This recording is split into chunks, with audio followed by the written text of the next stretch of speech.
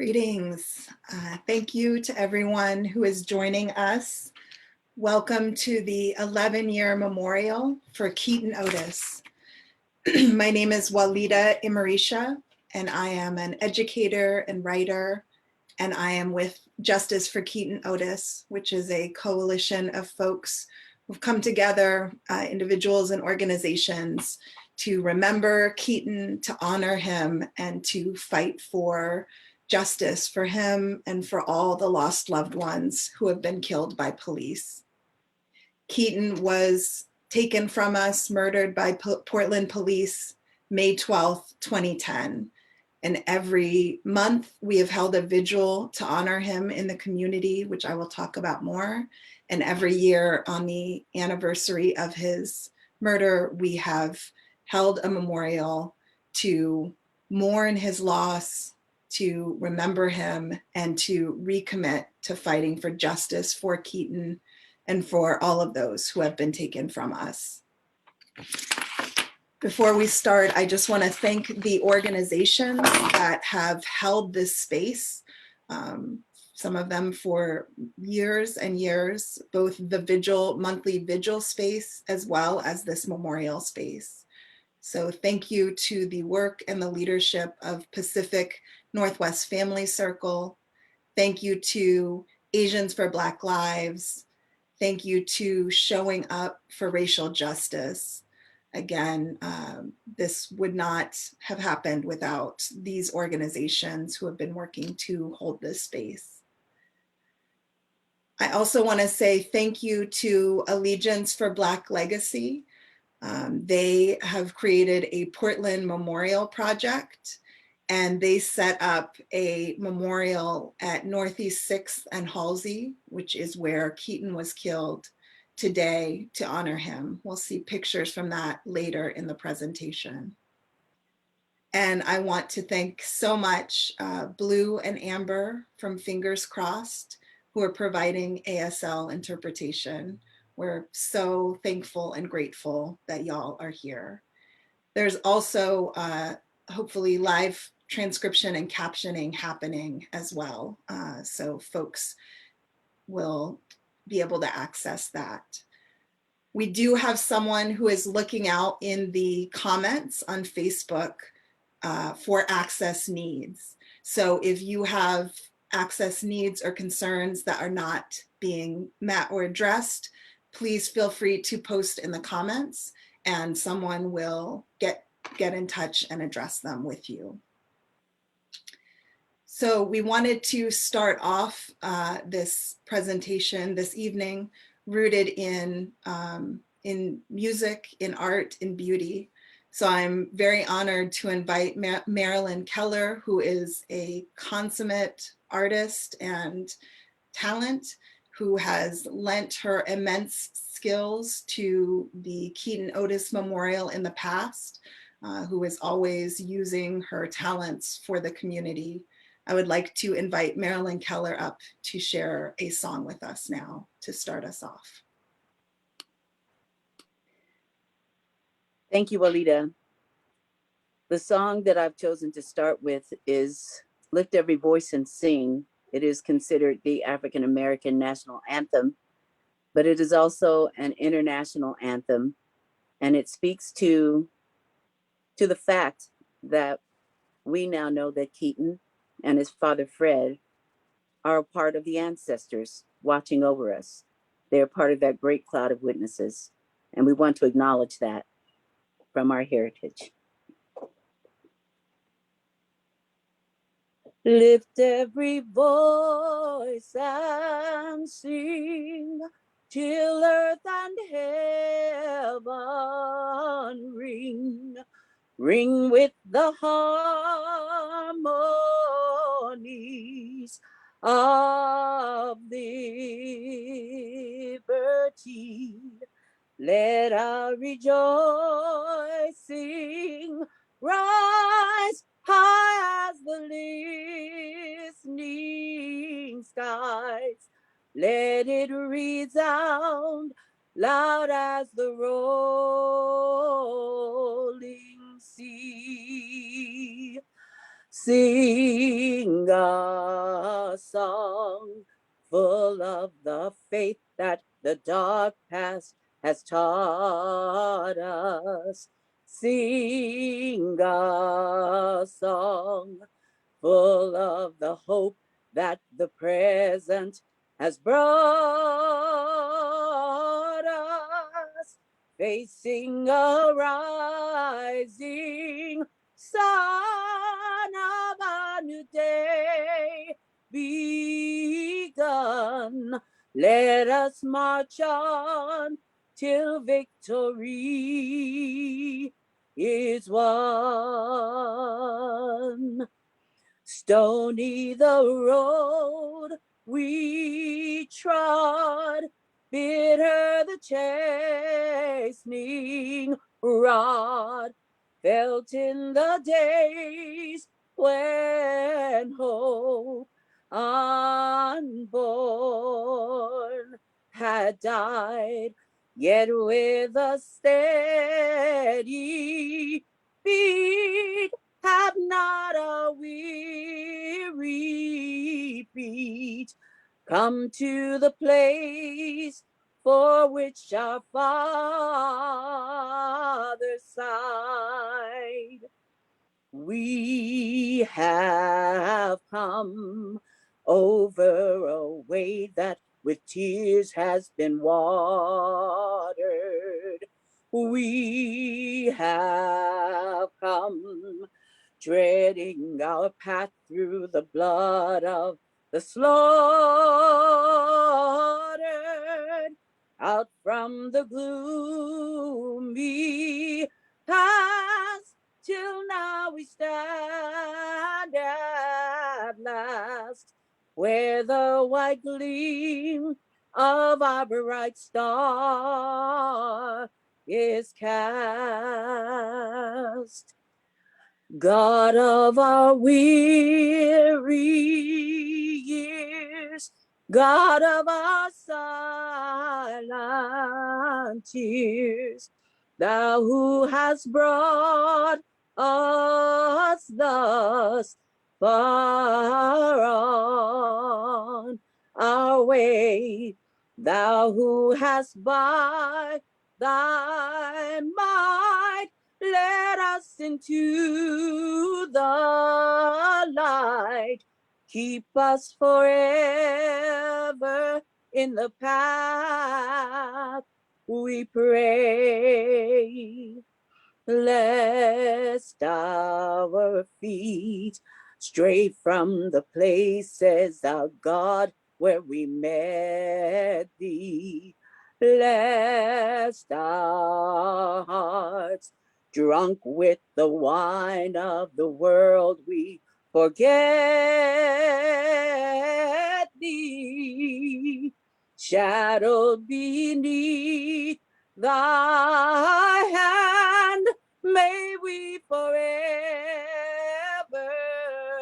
stand, true to our God, true to our native land.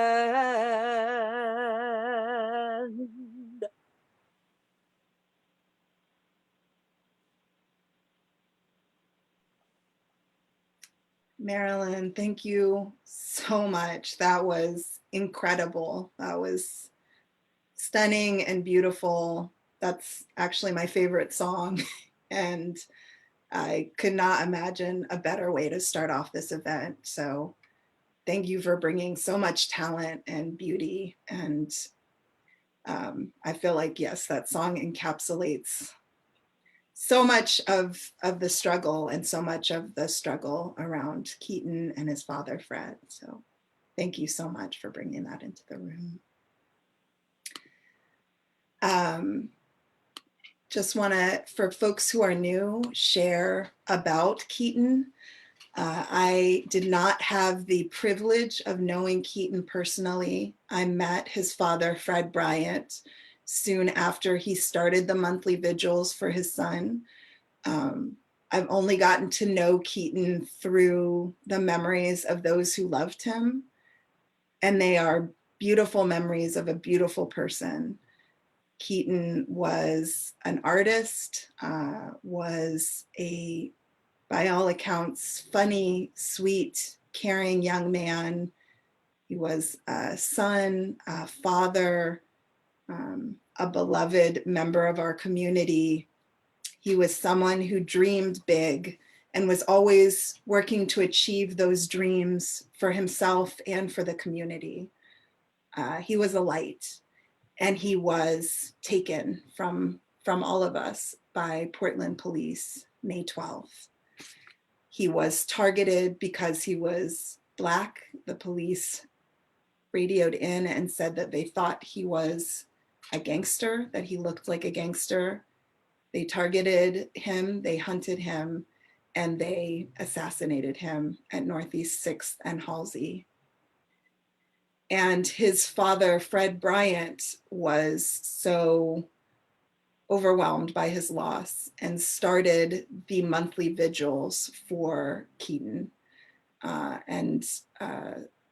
I joined very near the beginning and started coming because of the horrific loss of Keaton and because of the immense determination and love that Fred had for Keaton and for the larger community.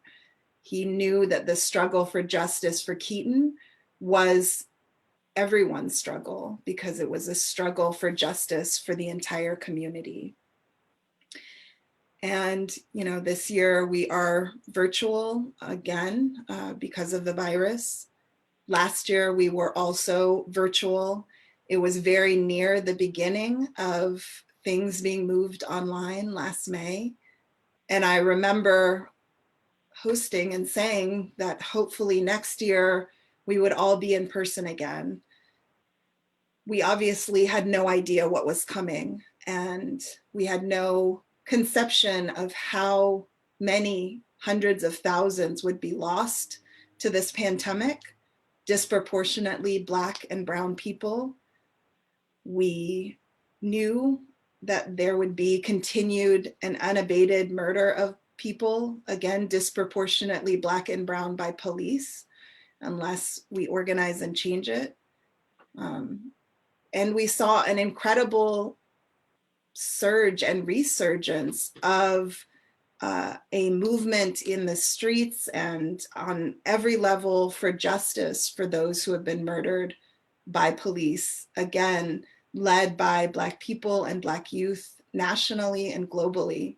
That has changed the landscape of this nation and this world and is continuing to do that as we speak.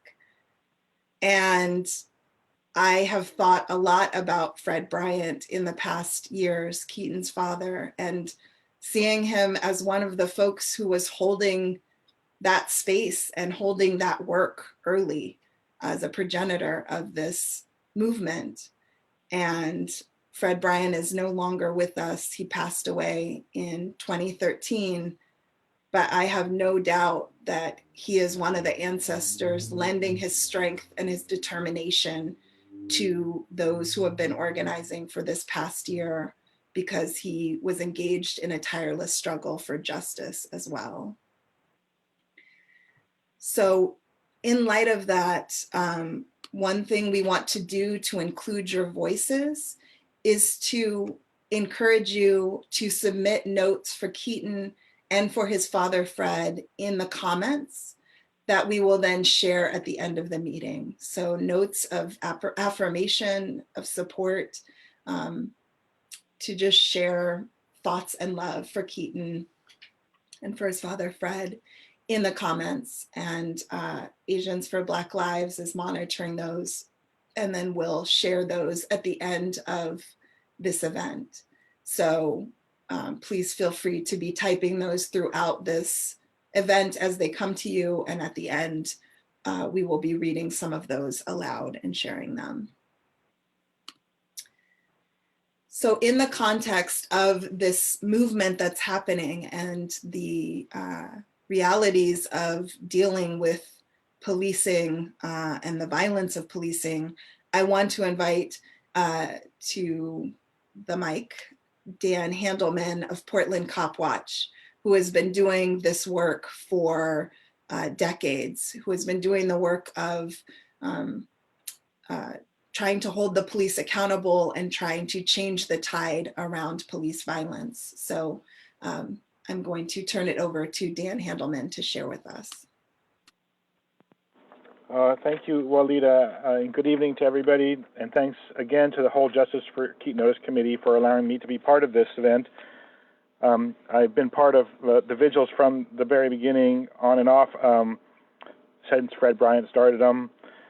As Walida mentioned, we've seen a lot of changes in the past year since the last annual memorial, with a mass movement for police accountability, defunding or abolishing the police, rising up in the wake of George Floyd's murder just 2 weeks after the Portland event.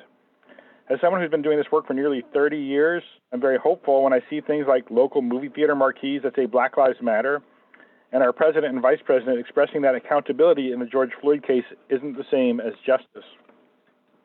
So while we as a movement should be inspired as we remember Keaton Otis 11 years after his murder by the Portland police, we also need to recognize there's more to do. People who are easily triggered by statistics and moral outrage may want to tune out now. That said, I'll start with some faint praise for the Portland police, which is that last year they did not kill anyone for only the third time since Portland Cop Watch started in 1992. They shot at and missed 2 civilians last year. This year, as I think we all know, the PPB started their pattern again and killed Robert Delgado, a man in mental health crisis in Lents Park. The continued killings of people in mental health crisis underscores that 9 years under the U.S. Department of Justice settlement agreement, which is supposedly to limit the use of force in such situations, has done little for the Bureau. And while people of color are still disproportionately represented in Portland police deadly force incidents, the PPB hasn't shot or killed any African-American suspects since Andre Gladden in January of 2019. To their credit, the DOJ called out Portland for the mass violence against protesters during the uprising last year. The PPB logged over 6,000 uses of force at the protests, admitting that number is very low because officers who used force against more than one person or who didn't know how many times they used force only filed 1 report. The DOJ and the compliance officer had to force the city to investigate as deadly force an officer who is clearly seen on a video hitting a protester in the head with a baton. The notorious gang enforcement team, whose work related to the Heat team responsible for thinking Keaton looked like a gangster and thus for his death, was defunded last year in its more current iteration as the Gun Violence Reduction Team.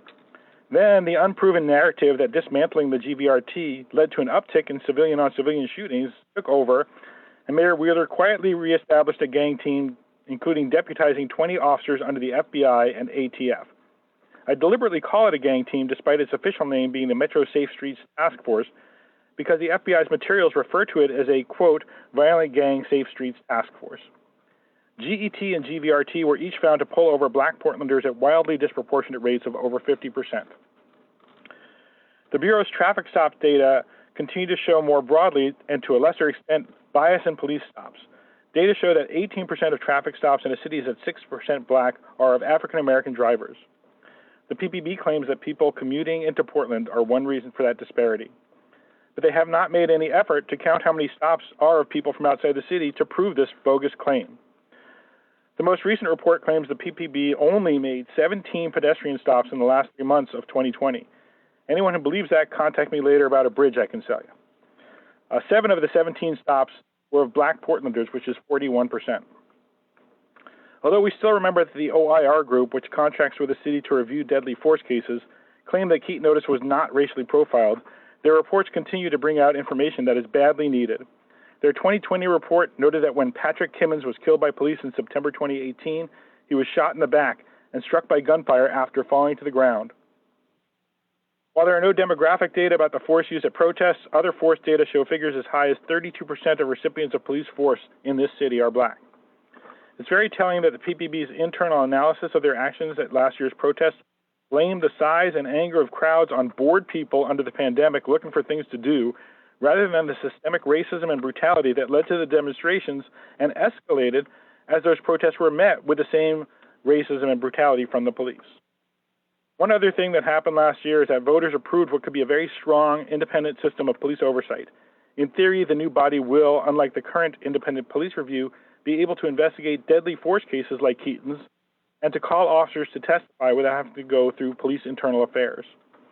I know it's tempting to look at the many laws being passed in Salem and considered at the national level and feel like our movement has done its work, but we must remain eternally vigilant to make sure these changes are more than cosmetic. Many of the bills contain loopholes that could retain the status quo. So let us mourn again the loss of Keaton Otis and so many others, celebrate the victories of this last year, and pledge to keep up the struggle for justice and accountability. And thank you very much. Thank you so much, Dan, and thank you for your continuing tireless work 30 years into this. And thank you for updating us and sharing what has happened and the work that we need to do moving forward. Going to just share a slide about the vigils that Fred Bryant started for Keaton Otis. So soon after Keaton was killed, Fred began a monthly vigil at Northeast 6th and Halsey. And every month was out there to honor Keaton, to connect with people, to demand justice. Fred was tireless in his pursuit and incredibly committed. His health deteriorated. He had congestive heart failure. He had a pacemaker, and his doctors told him that he had to reduce stress or he would kill himself. And he said, then I will die because I'm not stopping until I get justice for my son. And that is what happened. Fred passed away in 2013 after having a stroke as a complication to the unfinished struggle for justice for his son. And this is an important conversation that is often not talked about when we talk about the direct victims of police violence. We don't also talk about the fact that there are many other victims of that police violence because of the stress and the pain and the trauma of not only losing your loved one, but having to fight continuously and nonstop to try and get justice for them. Even after Fred passed away, the community has continued to hold that space. We have been lifted up by Fred Bryant's love of his son, his love of the Black community, his love of justice. And we have not missed a month in 11 years, even through the pandemic. There was always someone out there, at least one person who would be at the corner. And then we have been switching to a virtual mode to maintain safety and to continue holding that space virtually. We're now moving into a hybrid model with safe social distancing as well as a virtual component. And we'll share more information about that and how you can join us towards the end of the program. But I want to, because Fred is not here with us, but because he is the one who has created the energy that has helped carry us here in this continued fight. I mean, the fact that this has been going on every month for 11 years is unique, and it is because of Fred Bryant and his continued determination that was so large, it's carrying us through today. So we want to bring his voice into the room. So we will be sharing footage from Fred speaking that when he was interviewed for a documentary called Arresting Power. And I encourage everyone to watch it. I believe you can watch it for free online. It's the history of police violence in Portland, but even more importantly, the history of the resistance of police violence in Portland. So this is footage from Arresting Power. Some of it was in the film and some was just from the interview. The filmmakers were generous enough to share the footage with us of Fred speaking about his experiences. So I will switch over to sharing the video now.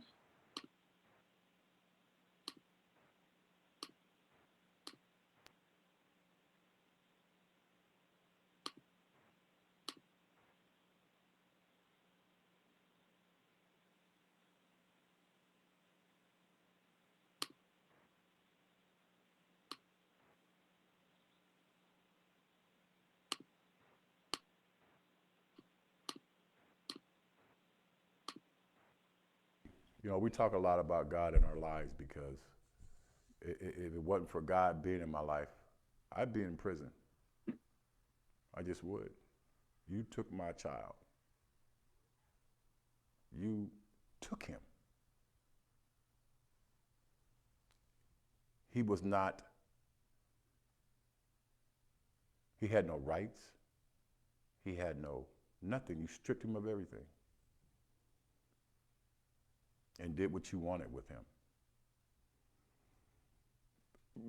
What is true with our system is that, in my belief, and I believe a lot of other people, is that when a crime is committed or a murder is committed with the police, and their standing is nobody gets to talk to the cops at all until they go through grand jury.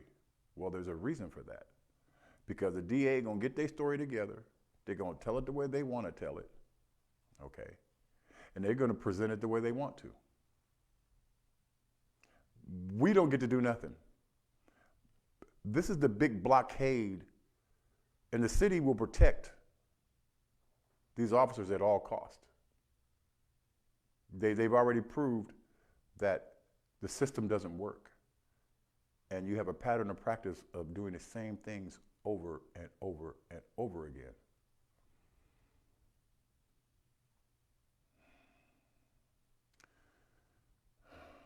You know, some people say, you know, if something happens, don't call the police, we'll take care of it ourselves. Because they come, somebody gonna die. And that's so sad to say about the city that you live in. Keaton was the kindest young man. Keaton is a Capricorn. Capricorns are very mellow people until you push us. Okay? We're very structured, we're very rigid, we're very protective, we are providers, we are it. And Keaton would never hurt a fly. He was an artist. He did t-shirts. And just like many people, when they talk about their lost ones, you know, Keaton was very popular. Today, even today, people notice me and they say, I went to school with Keaton. I can't believe they did that to Keaton. And, you know, Keaton was always afraid of the police because he knew. Because what they have put out there, the hoodie thing, all that stuff that they're not supposed to be doing, profiling people, especially on what you wear. Columbia sells more hoodies than anybody, you know? And it's all just, it's a mess. It's a real mess. So a lot of people do not know that Keaton left a child. She's 3 years old, and she's beautiful, she's smart, she's intelligent. She's a beautiful little girl. She loves her grandpa. And what they have left us with is that we have to explain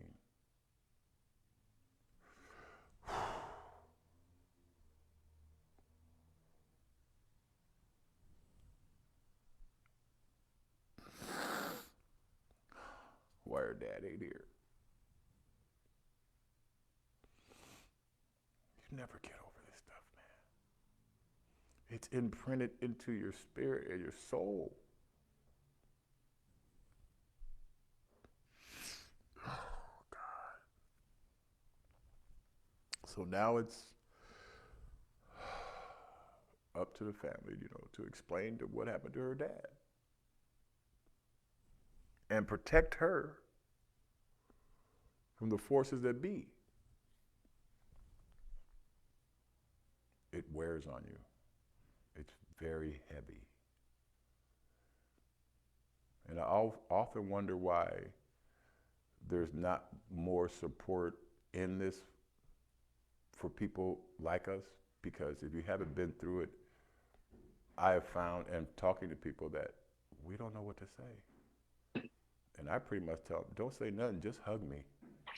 I'm not looking for an answer from you. It's the unity part, man, that you just,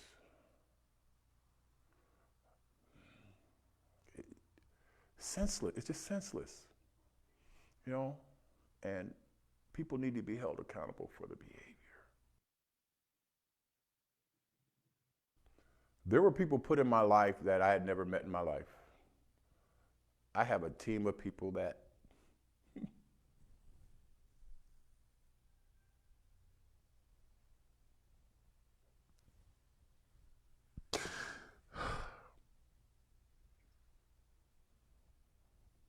I would have been lost. Because everywhere I went, every lawyer, everything, everybody shut the door. Because they said he had a gun, and he didn't have a gun, But I have a support team of people that, when I started doing the vigils, they just came out of nowhere. Very bright people, very intelligent people that can peel the onion and get down to the seed, and that's what they have done. I just tried to stay calm. I'm a survivor of a congestive heart failure, and I wear a pacemaker. My volunteer work is very stressful. And I used that so I didn't have to think about what was going on. But then, I became a workaholic, a volunteer-holic, right? But it was these people that when we started these vigils and got his webpage up and did all this stuff, I keep telling, I don't know what, I would be lost. I would be lost because I don't know how to do that stuff they do. I don't know how to research stuff. I mean, I'm like hands-on guy. Okay, I see that. Okay, I can figure that out. You show me a video and I'm looking at it, I can figure that out. I've been to City Hall and I've said to them blatantly, these videos don't match. And they don't. They were altered. They know it, we know it.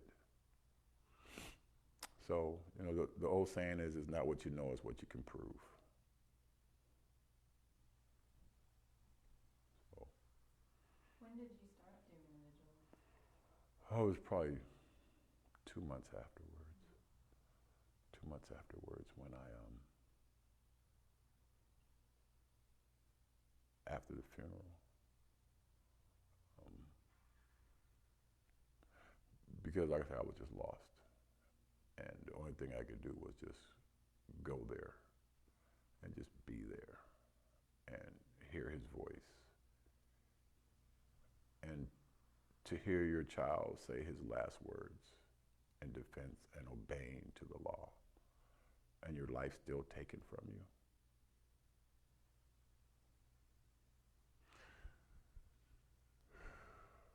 They talk about forgiveness. I ain't there yet. I know I have to get there for myself so I can have peace. I need closure. We all need closure. We need closure. We deserve that.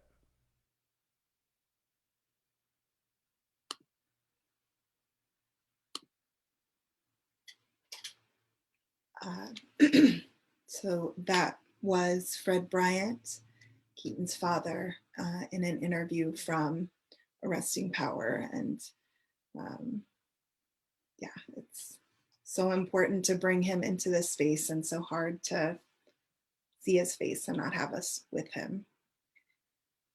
But next, I want to bring someone who is a courageous hero and community leader, Irene Kalanji, who is one of the co-founders of Pacific Northwest Family Circle, which is an incredible organization led by those who have lost loved ones to police violence, who are doing tremendous work to change laws, to change policies, to change culture, really leading the way. And Irene has been someone I continually look up to and look to for, her immense strength and leadership. So I would like to turn it over to Irene Kalanji with Pacific Northwest Family Circle.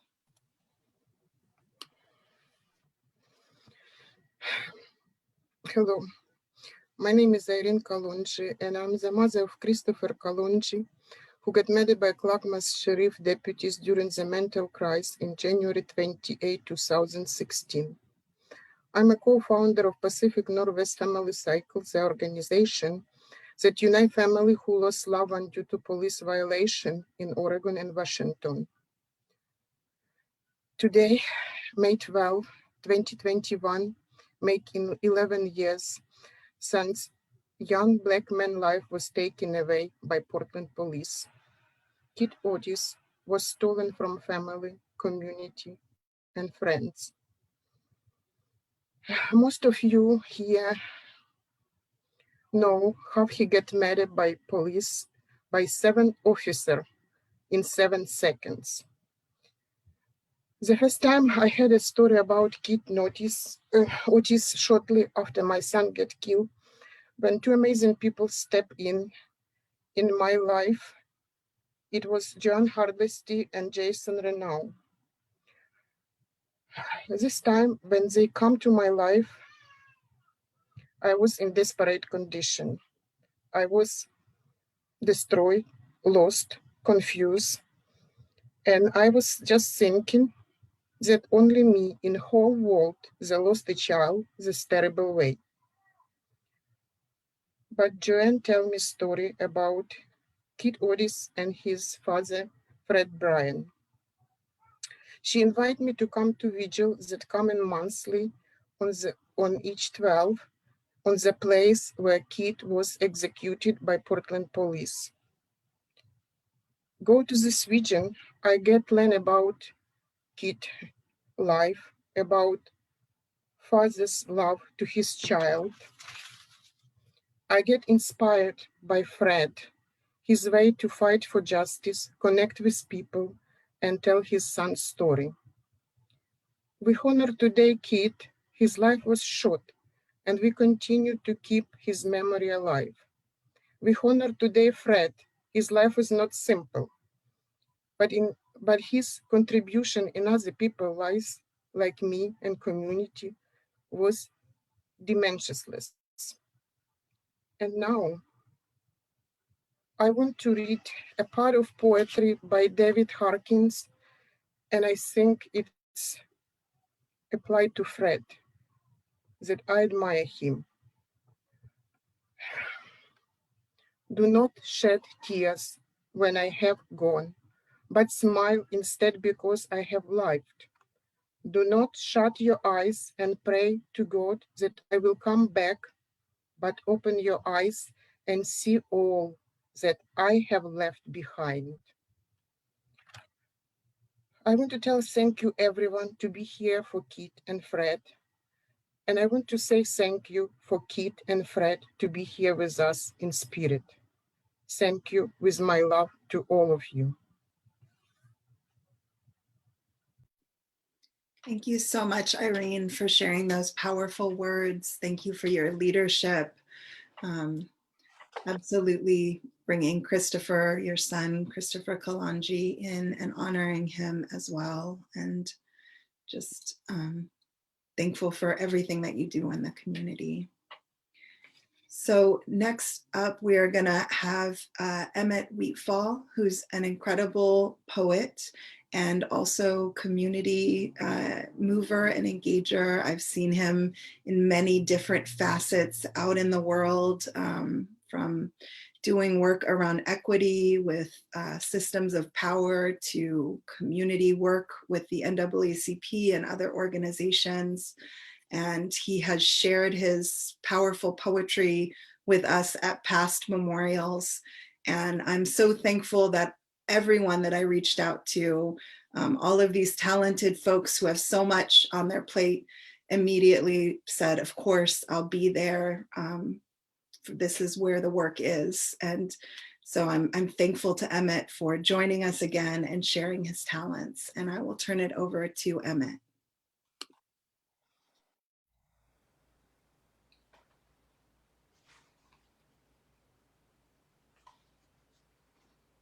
I remember,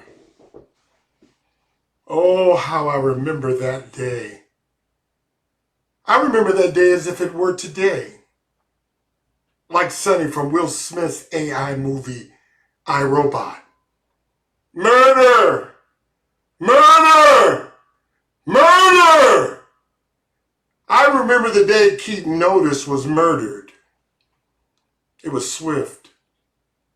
Like wiffle balls whistling through the air, without provocation.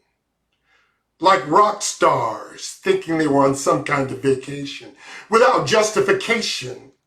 Like impunity saturated in nullification, like one of my poems missing rhyme and a meter. Like philosophers disemboweled of reason.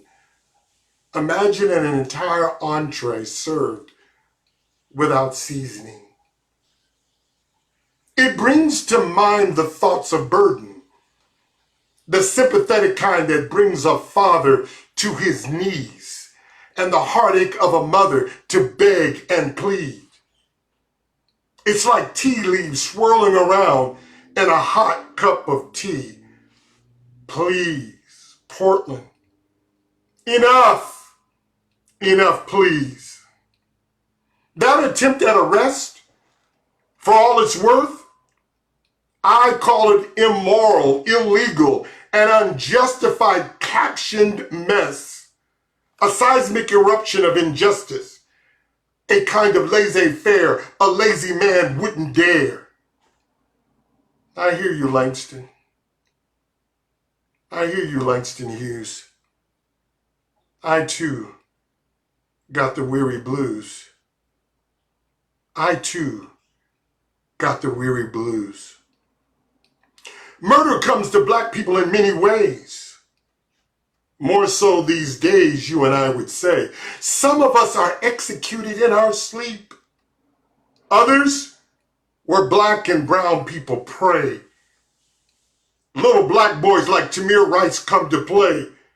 Where people of color meet and greet. We are murdered on county roads and on inner city streets. Does anyone recall the corner of Northeast 6th and Halsey, where Keaton Otis was seized upon and fallen? I take no joy whenever I'm there. But when I do, I just stand there and stare. Why? Because I remember. I remember the Oregonian quoting me 3 times. One time, how on God's green earth does justice reconcile it? 2 times, how on God's green earth does justice reconcile it? 3 times, how on God's green earth does justice reconcile it? So, I continue to shout, justice! Oh, justice! Where are you? Why? Because I remember. 11 years have since passed, of course, when officers of the Portland Police Force executed that young man using lethal force, letting bullets fly like rice paper kites tossed into a lofty day's sky. Why?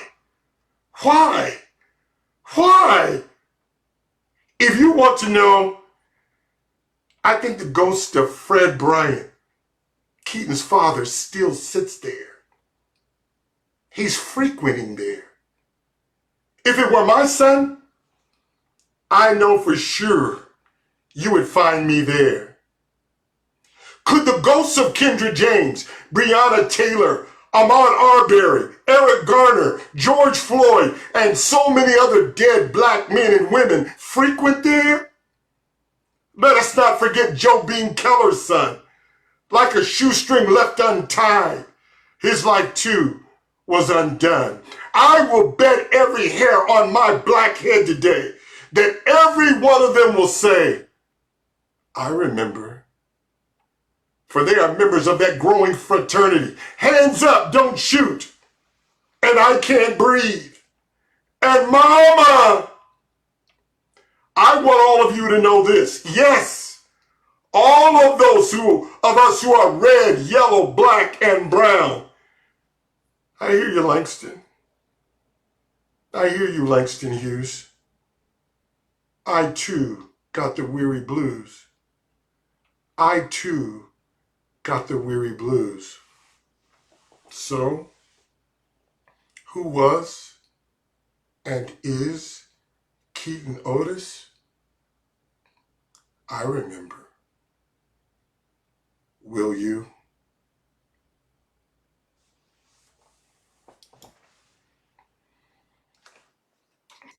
Emmett, wow, that was incredible. So powerful.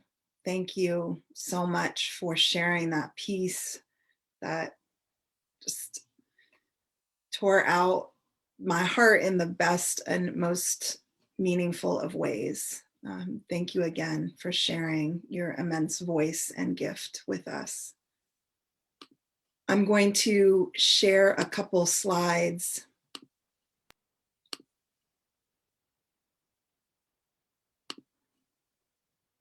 to just remind y'all that we are also doing a social media remembrance for Keaton. So we're asking folks if you have an altar or you want to build an altar or you want to write an affirmation or a note, you can do so and then share it on social media, on Facebook, on Twitter, on Instagram, using the hashtags Justice for Keaton Otis and Altars for Keaton. And these are a few examples from last year, and we'll have later some examples of altars folks have built this year. But we are wanting, since we're so separated in this virtual space, to have a place of remembrance and a way to share that with each other. And so we're using social media to do that. So please, this evening afterwards, if you have an altar, add Keaton to it. You can build an altar for Keaton, for Fred, or you can just write a sign and share that, or the affirmation you write. And if you do, please use the hashtags Justice for Keaton Otis and Altars for Keaton so we can share them and collect them. I also just want to remind folks, we are collecting notes, affirmations for Keaton and for Fred here in this event. So on Facebook, you can post in the comments, there are some examples on the screen, just speaking to Keaton, to Fred, and we will be sharing those at the end of the memorial. Asians for Black Lives will read those at the end of the memorial. So you're welcome at any point to share those in the comments section.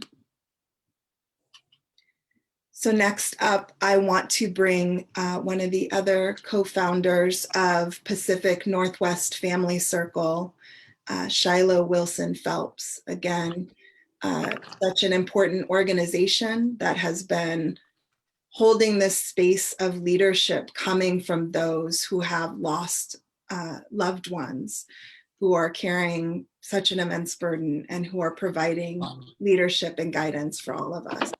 So I'm going to turn it over to Shiloh Phelps now. Shiloh Wilson Phelps, apologies. Thank you. Thank you for letting me speak tonight. Hello, my name is Shiloh Phelps. My son is Bodie Phelps, who was killed by Gresham police officers. Bodie was shot only 30 seconds after police showed up to the scene. Bodie was a gentle soul, and life without him will never be the same. Unfortunately, much like Keaton Otis and many other police shooting victims, Bodie has not seen justice. And we realize that becoming a police officer has a great deal of responsibility. Police officers are there to serve and protect and reduce crime. But in the last decade, this hasn't been the truth. People are being shot, and often these shootings could have been prevented. Imagine getting a phone call telling you that your loved one has been shot. Can you imagine the confusions that the families must go through? Why, how, who? These are the questions asked. Why did they get shot? How did this happen? Who did it? Never in your life do you think this thing's going to happen to your family. And when it does, it's only traumatizing and life altering. At that moment on, you're fighting for your loved one's truth, much like Keaton Otis' parents did. Keaton Otis is often the first story I tell when I talk about police shootings. I remember hearing about this story, and I can't believe that someone could be misidentified and then shot 32 times, or shot at 32 times, and shot 23 bullets hitting him. Keaton Otis was a victim of racial profiling, obviously. Reading the article written in Oregonian felt like reading the article they wrote about my son and every other victim of police-involved shootings. First, they start with the incident, and then they make sure to follow up with the victim's personal struggles, which in almost all the cases, they had nothing to do with the shootings. In the beginning, I believed that we would see the truth and my son would get justice, but then weeks, months, and years pass and nothing. How can you see the truth and yet the system doesn't? Your heart only becomes more broken over and over again when justice isn't served. Yet we are still fighting for our children and loved ones. According to CopWatch, 207 cops have been involved in a police-involved shooting since 1992. That means 1 out of cops you encounter on the streets have involved in police-involved shootings.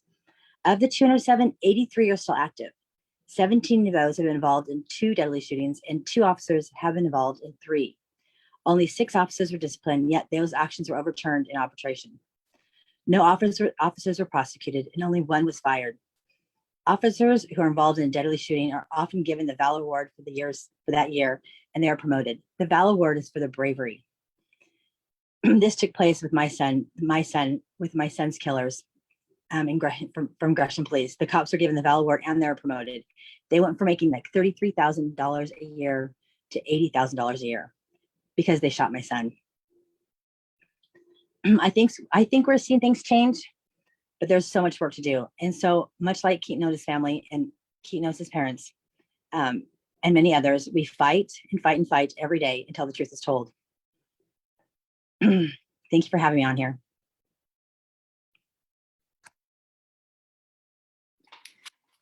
Thank you so much, Shiloh, for sharing those words, and again, for your leadership, for the work that you're doing for Bodie and for all of the lost loved ones, for our whole community. We're so thankful. And during the monthly vigils, we actually, when we were in person, Maria Cahill actually started chalking hearts on the ground with the names of lost loved ones. And then Jaboa from Black Lives Matter Portland started reading them aloud and saying, "We remember you," and working to create a space where we don't forget these lost loved ones who will always be a hole in our community. They were stolen from us and they will always be missed. I want to next bring Joe Bean Keller, who is again, community force. His son, Deontay Keller, was killed in 1996 by Portland police, and he has been working tirelessly for justice for his son and for the entire community on so many different levels. Again, thank you so much for coming and sharing your work, your words with us, Joe Bean. So I will turn it over to you. Thank you very much. Thank you very much.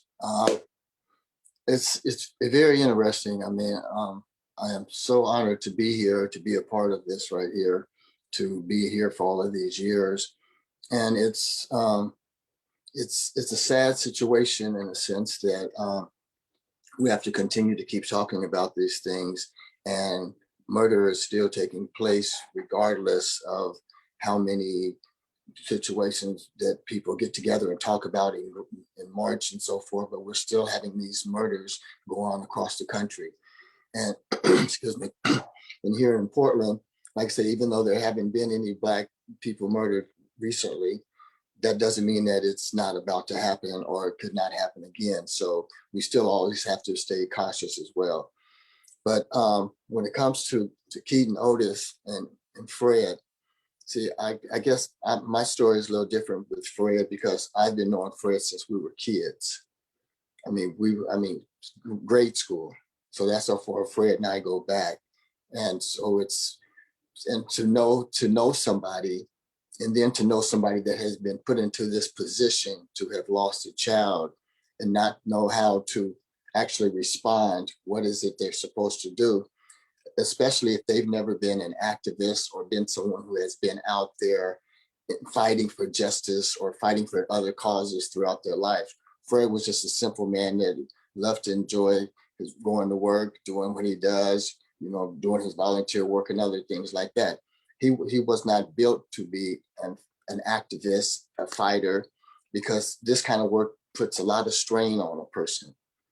Because as you know, it's been 25 years since my son Deontay was murdered, but 25 years later, I am still in a good position, a good frame of mind, because of the fact that I was an activist prior to that. I've been an activist since 1978. So those years of that set me in a position to understand that these types of things, when they happen, you have to prepare yourself mentally and physically to go for the journey and for the ride. And that's why on my arm, I have a tattoo. It says faith and patience. And my brand on my hat, it says faith and patience. And that's what we have to have. And if the crossroads of faith and patience is I. So I, as that individual, have to remember I have to have faith and I have to have patience. And the faith is that I have to have faith in God, knowing that He sees what's in front of me, the things that I don't see. And the patience is that I have enough patience to not to let myself get stressed or bent out of shape, trying to understand how come it has not happened just as of yet. And so when after Fred, like I say, Fred fought so hard, and I wish that and I feel bad that I didn't really have opportunity to sit down and talk with Fred about how he was fighting this, because I didn't know it was wearing on him to the point to where it was, because I would have took him and talked with him and tried to evaluate those thoughts in his mind so that he would have been able to prolong things and see it from a different perspective, because justice isn't instant. Like I say, 25 years later, I'm still working on justice for Deontay, but 25 years later, justice is coming to its fruition. It's actually taking place, because now 25 years later, the officer, Terry Kruger, that murdered my son, is now a fired officer after he had went and got a job as the police chief of West Lynn and got into that altercation with the Michael Fester situation. Because like I say, sometimes people try to push the envelope a little bit too far, and that's what he did. He should have stayed. Once he retired from the Portland Police Department, he should have stayed retired, but he didn't. He decided he wanted to push the envelope to go and be with his cronies, because that injustice basically is they know that they have been throwing out there on people. They can continue to do that as long as they are protected by the law itself. But this case kind of backfired on him, because what happened was I have what the smoking gun to that situation is called the untold story. And the untold story is the conspiracy cover up in the murder, the website of Deontay J. Keller, what really happened, all police documents, videos, etc. And you can go to Deontay J. Keller, that's DeontaJKeller.com. Go to DeontayJKeller.com and read the untold story for yourself. That was a part of the Department of the DOJ investigation that got Kruger fired as an officer. See, now as he's not an officer anymore, and there's no statute of limitations on murder. So 25 years later, I'm in the position, I'm in the place right now where I'm getting ready to proceed to get murder charges brought on him. And so this is where I'm going to be reaching out to all of you that are out there right now to let you know that we are getting ready to file murder charges. I'm putting a committee of people together. Well, yeah, that's what I want to talk with you about as well too, because I want to put a petition out as well, because as an individual, like I say, he is a citizen now. He does not have any protection. Once he got fired, he lost all the protection that he has, everything. And I have some other people that are very high up in the legal field that want to associate themselves with this case as well too. And stuff, I can't say their names right now, but I will once we put all the pieces of this puzzle together. But this is where we're at right now. So justice has to be served. And now we're in a position where we can put justice out there. Let's put Terry Kruger up for murder. And that's just going to be a start for the Keaton Otises, the Kendra Jameses, and everybody else, because we need to start opening these doors up. We need to start opening these doors up. The Jahard Perez's, the Bumpers. I mean, there have been so many people before there was Trayvon. Before there was Trayvon, there were murder. There were constantly murders taking place by the police. Like I say, I go back 25 years, and we're going to watch a video shortly that's going to tell the story about before there was Trayvon.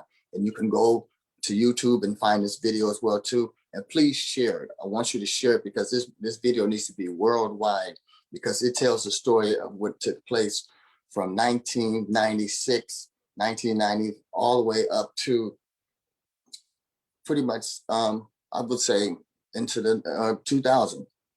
And so it's just telling a little story, and you'll see Kendra James's father in this video as well too, playing. He's the bass player. He's the bass player that was in my band.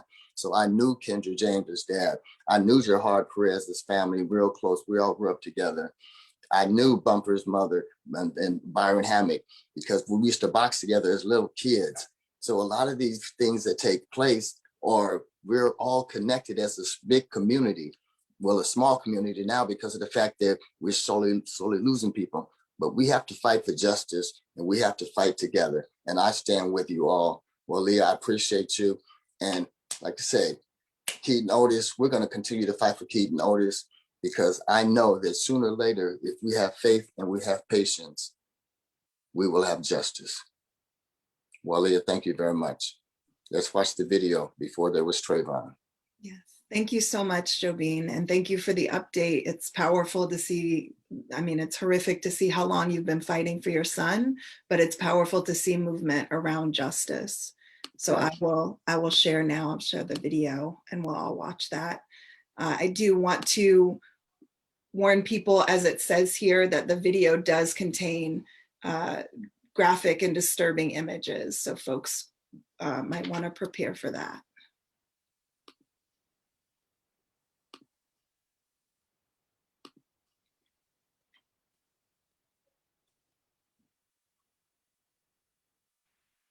Before there was Trayvon. This song is dedicated to Deontay J. Keller, who was shot by Portland, Oregon police in 1996. Before there was Trayvon. And all the others across the country who lost their life in senseless violence to the man in blue. License to kill, they get away with murder. Plant the evidence at the scene, throw away burner.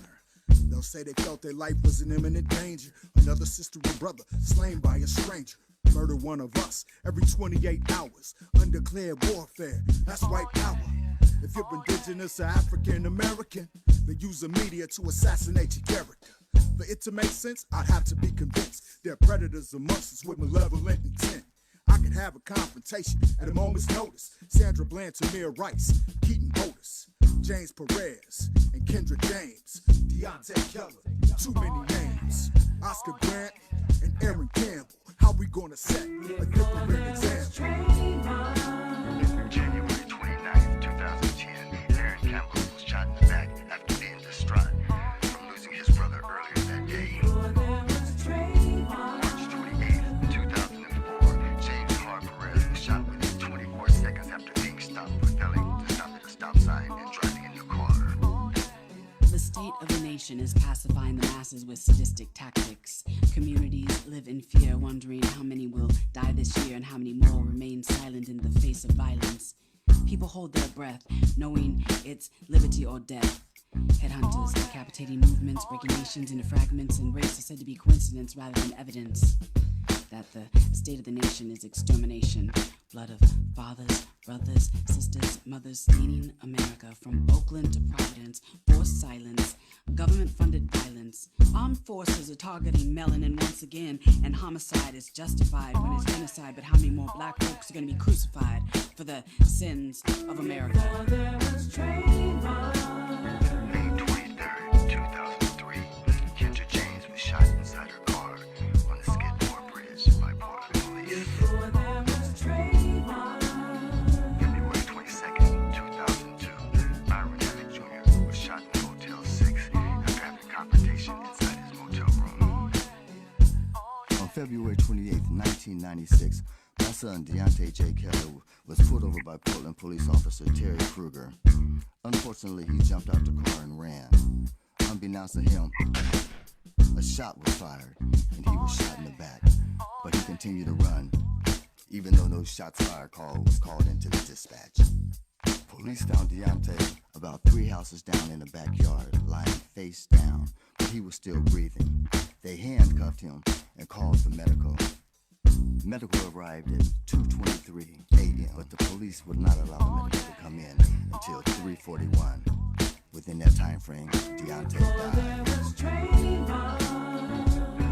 They could have saved Deontay if they would allow the medical to come in. Before there was Trayvon.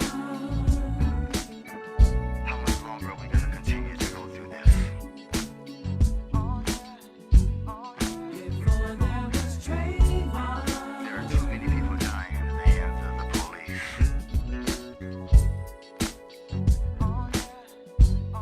Before there was Trayvon. Condolences to the Trayvon Martin family.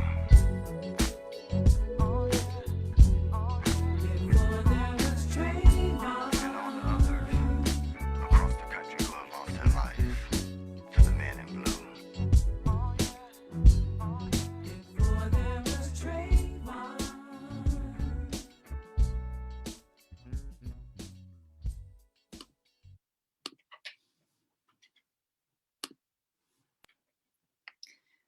So thank you all for that. Thank you, Joe Bean, for giving us that musical exploration of these issues. And again, folks can find it on YouTube if you just look for Before There Was Trayvon. So next, I want to invite Commissioner Joanne Hardesty to speak. She has been involved in this work around supporting victims of police violence for decades. I remember being much younger and seeing her speak at a protest against a police shooting in the 90s and just being in awe of her. She was one of the first kind of well-known community figures who came to support Fred Bryant at the vigils. And she was steadfast in being there for Fred, and after his passing, continuing to hold that space, to hold this work for Keaton and for our entire community. And so, you know, she is a commissioner now and is very busy. And the minute I reached out, she said, of course, I'll be there. So always thankful for the space that Commissioner Hardesty holds for those who have been taken from us by police violence. I want to invite and welcome Commissioner Joanne Hardesty to speak. Thank you so much, Rolita. Thank you so much to everyone else who's here to honor the legacy of Keaton Otis and Fred Bryant this evening. For me, I have to say the video, listening to Fred speak, just kind of it made my heart catch, because he was such a huge man with a huge heart. And it just reminded me of that leather jacket that he wore constantly, regardless of the weather, with the big Keaton Otis button that he wore on it. I am honored to be here tonight to continue to remember the legacy of Keaton Otis and Fred Bryant, and to really appreciate Rolita Asians for Black Lives Matters, Surge, and the other groups that continue to keep this space. I believe this continues to be the longest continuous monthly vigil to honor anyone in the United States of America. That says a lot about who Fred Bryant was and how much he loved his son and how much he sought justice for what happened to his son. A lot has happened in that 11 years since the death of Keaton Otis. And a lot more still needs to happen. As Dan Handelman said, last year was, I think, a turning point in a lot of community members' minds about the role that police play in our community and the outsized role that they've been playing for decades, especially as it relates to Black, Indigenous, and other communities of color. Last summer, it was heartwarming to see over 10,000 people almost daily, 177 days of continuous protests, standing up for Black lives, standing up against police brutality, standing up against police violence. That image will live with me forever of Portlanders coming out in force, consistently, regularly, unapologetically. And let me say that here we are a year later, and I think that there are some folks in positions of power who think that last year was just an anomaly. That, they made it through last year. We made some minor budget changes, and therefore now everything is fine. But we have a lot more work to do in Portland to ensure that all community members feel safe and they're interacting with law enforcement. One thing that I'm proposing this week as part of the mayor's budget that was left out is a proposal to ensure that we conduct a truth and reconciliation process within the city of Portland. We know that the police need to do a lot of work behind closed doors before they're really ready to come out and have real conversation with community members who are suffering generational harm and racial bias from people who are sworn to protect and serve. I anticipate this process will take 12 to 18 months. The work that the police will do behind closed door will take about 6 to 8 months because it will be long, hard, and painful. But I am grateful that Chief Lavelle has agreed to that process and agreed to require Portland police officers to fully participate. We have a lot of work to do to get from where we are today, which is a police bureau that takes no responsibility or accountability for how they engage with Black and brown and other communities of color, and the harm that consistently is done when you overpolice communities at the expense of justice. And so the Charter Review Commission has just started. They will be seeking public input throughout the city of Portland. I'd encourage folks on this call to look for those opportunities to weigh in on additional changes that may help make the city of Portland a safer place for us all. In addition, the commission that will be putting together the police oversight board is funded in this budget process for a staff person to lead that effort. So shortly after our budget, that committee will be up and running and seeking community input to make sure that a true independent police oversight board will have the right mix of community members. It will be demographically representative, and it will be overrepresented by people who have experienced police violence.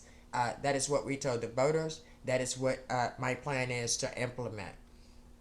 And finally tonight, I just want to say that it is an honor to continue to be asked back. I wish I could be much more involved monthly as I was in the early days, but the city council tends to take up most of my daytime and half of my evenings most days. But I think Fred would be proud of what we've accomplished over the last 11 years, and I think he would be rooting us on to say, don't stop now. No time to slow down. We got a lot more work to do, Let's just keep moving. So thank you, Rolita. Thank you to all the organizers who continue to hold this space. And thank you to the family members who've lost loved ones at the hands of the police, who continue to show up and provide love and support for each other. What has been created with the Pacific Family Circle, the Pacific Northwest Family Circle, is just the most heartwarming thing that I can imagine.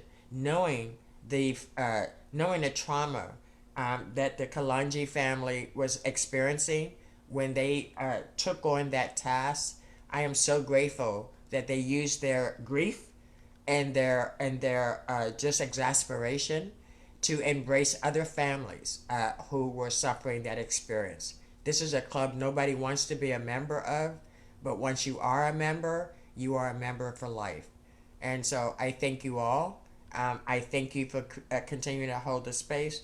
And I thank you, my dear sister Rolita, for continuing to be the fabulous leader that you are. Thank you all. Thank you so much, Commissioner Hardesty. I was over here nodding and saying, and I was like, I know I'm muted and people can't hear or see me, but just when you were talking about Fred and just how he took up space and that leather jacket he wore in the summer, in the winter. We look at Fred and go, why you got the jacket on, Fred? Thank you, my sister. Thank you. Thank you so much for making space and time to join us.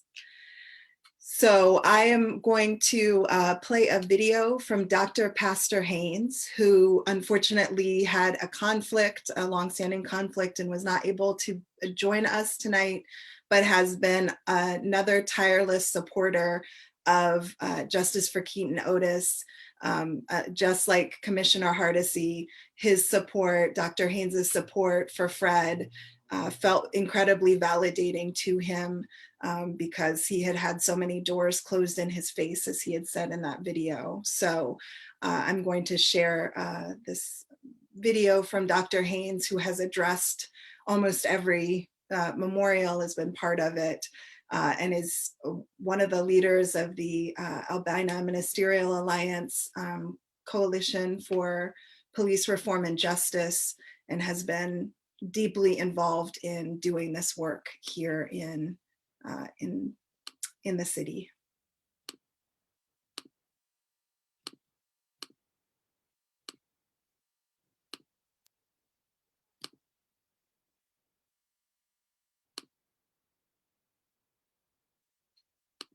Is. If it wasn't for you, we would. I want to take a moment to just thank those who continue in the struggle of this great movement for police accountability and for re-imaging what policing is. If it wasn't for you, we would not be here, nor will the nation be awakened to what is needed to stop the senseless death of Black and brown bodies. We stand today on a crossroad in history. Victor Hugo, the renowned French poet and author, once said, "There's nothing more powerful than an idea whose time has come." The German language has a word that is called Zeitgeist, that expresses the spirit of the time. George Floyd's youngest daughter expressed it in her own words when she said, "My daddy will change the world." And yes, he did change the world when it comes to the issue of community policing.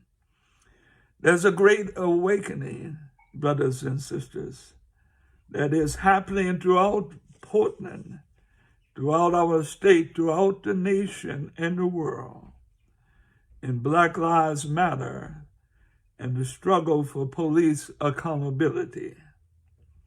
But lest we forget that this movement didn't start in the last few years or in the last few decades. It didn't start with George Floyd. It didn't start with Breonna Taylor. It didn't start with Rashard Brooks. It didn't start with other cases that have recently been highlighted. No, this movement to affirm Black and brown and indigenous Indian bodies goes back to decades and centuries.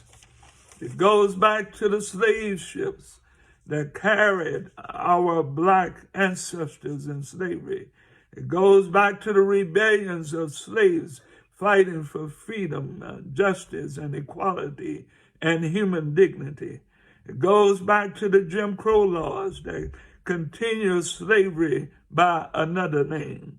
It goes back to the murder and legacy of Emmett Till. It goes back to the nearly 4,000 lynchings of Black bodies in America.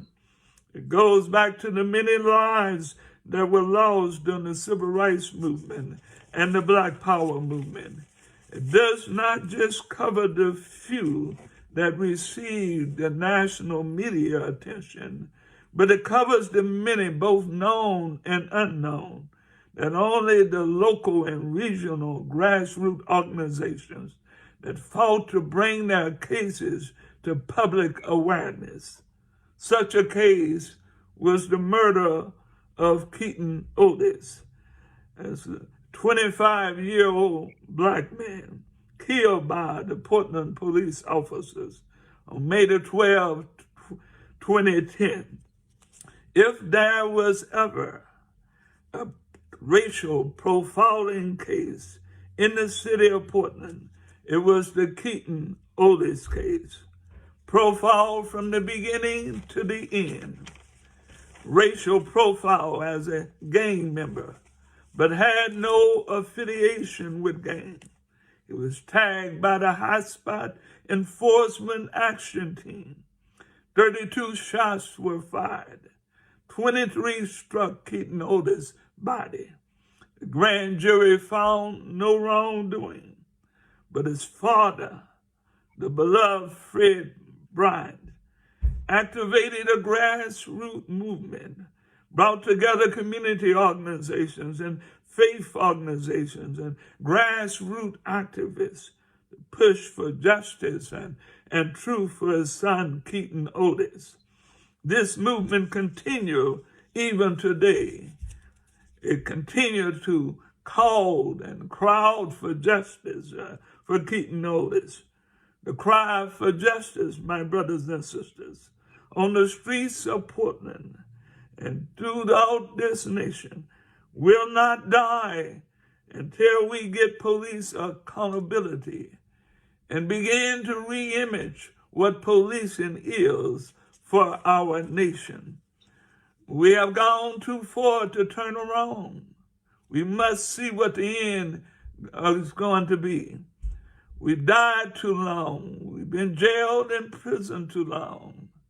We've been beaten too long. We will continue and we will win this victory. We will transform our nation and policing in our nation. Thank you very much.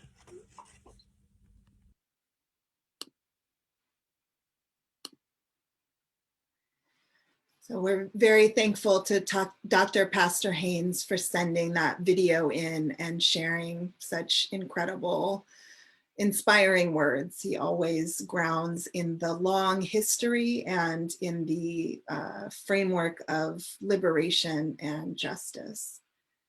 So next, I am very excited to introduce Sharita Town, who is one of my favorite artists and community leaders and people.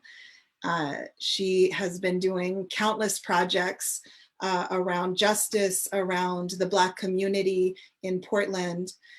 She is working as the lead artist, working with those of us in Justice for Keaton Otis and a number of the other organizations hosting this memorial to envision and create a permanent art memorial for Keaton so that we can all have a physical reminder and space to mourn and to recommit ourselves. So I am very thankful to Sharita for joining us, and we'll turn it over to her.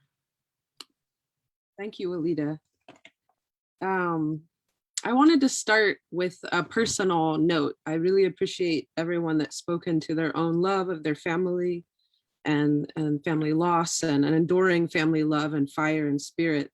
I have a cousin, Quentin, who I haven't gotten to see often in the past years, but I get letters from him, and I'm working on publishing some of his writing. And so last year was a year of really thinking through how to work with him and share his gift and his art with the world. And so I'm interested in just starting there because I want to acknowledge the creativity and artistry that also was a part of Keaton's life as well, and extend the same family urgency to this project as well. And so just imagine in the friendship here that I'm speaking to all of you rather than my cousin speaking to me. The power of divine love lives in both of our hearts. And if we live in harmony with the power that the Lord will make sure the meeting between our minds will produce definite results in 2020. 2020 is the golden year of divine love, family leadership, and renewed dedication in us becoming the best human beings we can. So live to love so that the light of our friendship can grow brighter and brighter. So I just wanted to start there and ground there, and I'm going to share my screen now. Let's see here. Okay. So I wanted to start there and pulling out these words of renewed dedication, definite results, and bring those things to these 8 rounds of community-centered design process that we've had for memorializing a life in public space. Walida wrote me in May of 2019 to invite me to this project. And so it's been a 2-year project, and I see this work as something that endures into the future. And I love that Dr. Haynes' video gave us this kind of continued, this line of continuity for justice and living our full selves in this place. We're a long part of that tradition, and it's through this work and it's through capturing it in art that we can really push it into the future, our values. So I just want to give you a brief kind of update on the background of the art here. We've had several community design processes up till now. We started with a meeting in the basement of a church December 5th of 2019, and we got lots of words from a lot of the folks that are and groups that are represented in this meeting today. So that was one moment of just being together before kind of being separated through quarantine and the pandemic. We did have that time together in the basement of that church to come through with different pieces and different symbolisms that we wanted to see in this artwork. And I think that one of the pieces in it is the deep care, the deep love that we have for our family and what it means to grieve with them, but also to mend together as family and communities. And also we heard in Fred's video, that Keaton was a father. And so we wanted to have this idea of family members taking care of each other, be they father, be they a mother, be they stepfather, be they cousins. And that's one element of symbolism that we want to put in this artwork. And so part of what we're thinking is that, communities are not static, and so neither should memorials to memorialize our life. And so using the form of a phenactoscope, which is an animation, and an animation means to bring to life, right? We want to kind of keep bringing to life over and over in our different cycles of fighting for justice, a living memory for this person, cycles of healing, infinite family love, and ongoing nature of seeking justice. And so it's through these kind of community-centered design processes that we are able to have just the largest collective voice possible so that this work does what we wanted to do among lots of people and communities in need of healing and in need of justice. So this is an example of how the disc can kind of turn and combine these different symbols that we hear through feedback from folks. And one thing that I also like about it is that this animated discs, they somewhat resemble a CD or a record. And I've, gotten to speak with members of Keaton's family, and I know what a lover of music he was. And so I like that as well, that there's pieces that speak to the things that inspired him as well. We had another design review at an exhibition in the spring of 2020, where we asked for folks' feedback on written slips and showed them the phenactoscope, and also had the videos to kind of give voice and get input that way. And we also had input through a phone number where folks could leave a voicemail as well on, what they want to see in this artwork. And so now we're at the point, we've had in-person meetings, we've had written feedback, we've had recorded phone feedback.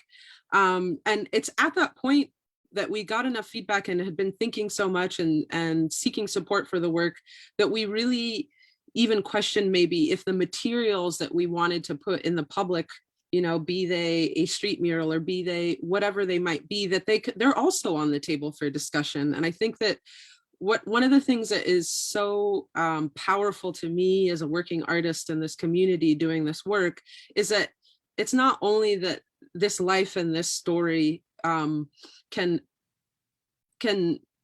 help us think through what we want to live and survive and what we want from our local police and what we want, in our organizing circles. It also shakes loose so much possibility and what is the correct way to go about this work with care. Like all art processes in the city and the money that we put and get from the county, all these things should actually be in the hands of people that want to instill into the landscape justice and healing. And so I'm very grateful to get to do this work and to think through and move back until it feels right and give it all the time that it needs. And so right now with round 5, this May and June, we're doing our last rounds of community visioning and having very intentional invitations of, folks that are involved in this work directly or other artists and social workers, all kinds of people to both work with us in the final conceptual and material brainstorming for this artwork. So that's happening now and through the early summer. And so I just wanted to take a moment to practice that with y'all now, if you could.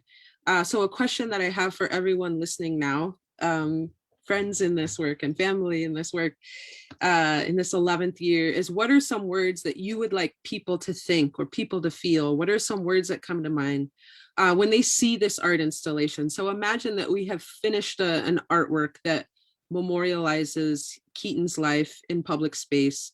And it holds also, it sets a precedent for memorializing Black life in this way in this city, for all the reasons that the amazing speakers have lined out that it's important. What do you want people to think and feel in front of this work? So I just wanted to take 2 or 3 minutes to think and write in the event chat, which in another window I have the chat open. So I think I'll just go ahead. Well, I'll leave the screen open. I'll just make it smaller here.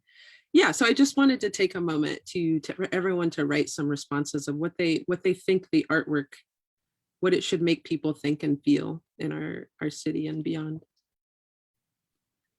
Yeah, thank you so much, Sharita. So we're inviting folks, people are watching via Facebook Live.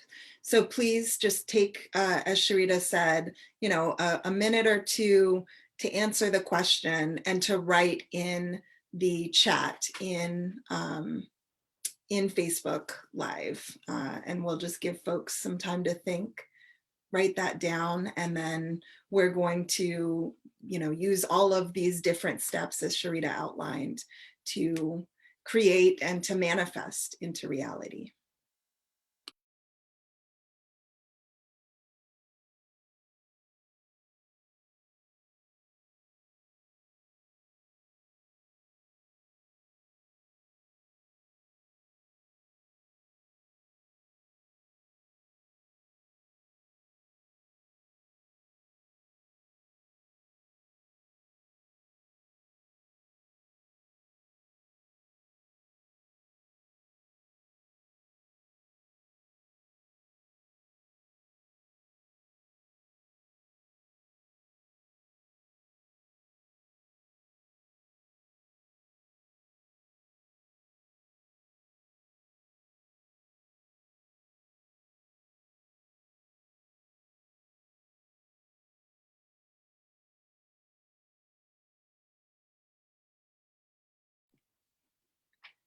We'll just take another 30 seconds or so.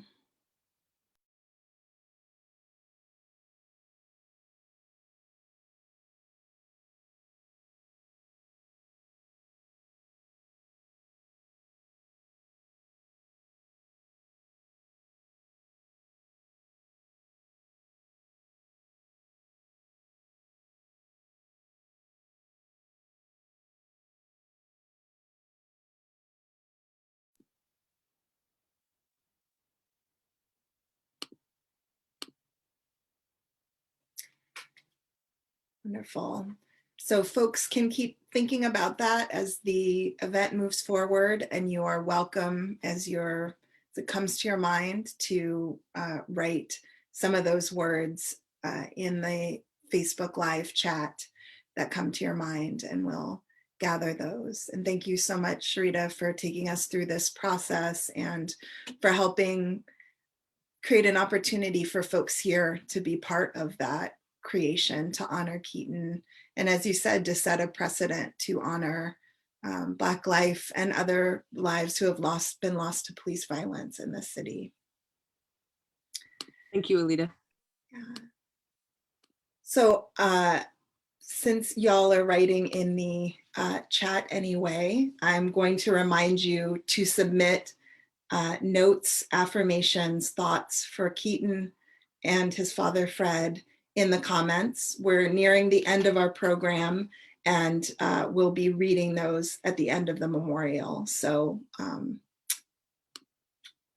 I did want to, speaking of memorializing, show y'all pictures. The Alliance for Black Legacy, as part of their Portland Memorial Project, erected this living memorial for Keaton today at Northeast 6th and Halsey, where Keaton lost his life, where Keaton's life was taken.